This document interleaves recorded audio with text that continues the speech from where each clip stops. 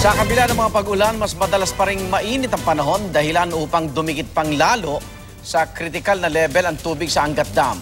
Dahil wala pa ring irigasyon, ipagpapaliban na ang pagtatanim ng palay sa Bulacan. Kaya naman tumaas na ang farm gate price ng palay roon. Pinangangambahang susunod na rin ang presyo ng bigas sa palengke. Saksi si Bam Alegre. Ang level ng tubig sa Angat Dam sa Bulacan bumaba na sa 180.20 meters. Halos dikit na sa 180-meter critical level. Normal naman yung pagbaba. Kaya lang napakalaki yung pagbaba niya. Dahil nga mayroon tayong climate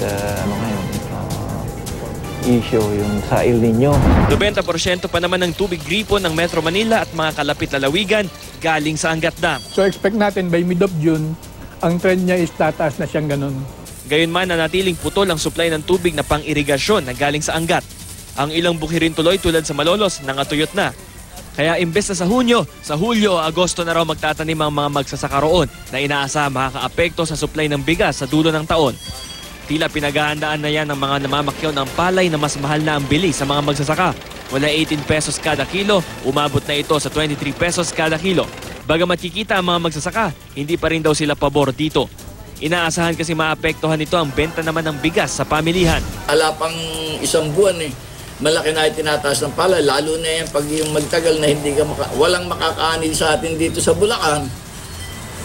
Napakalaking pahirap sa ating mga Bulakenyo yung mga sistema na yun. Dahil din sa kulang na patubig kaya direct seeding ang ginagawa ng mga magsasaka sa Lawag City. Ito raw yung pagtatanim ng butil ng palay imbes na transplanted crop. Mas mahirap man, hindi na ito mangangailangan ng tubig para maitanim. Pero ang mga naitanim ng gulay, hindi na magagawa ng paraan matapos malanta at mabulok dahil sa kulang na patubig, bukod pa sa pag-atake ng mga peste.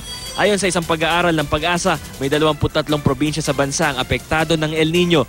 Gamit ang hiwalay na datos mula sa Agriculture Department, natukoy ng GMA News Research na higit kalahati ng produksyon ng bigas at palay galing sa mga probinsyang ito.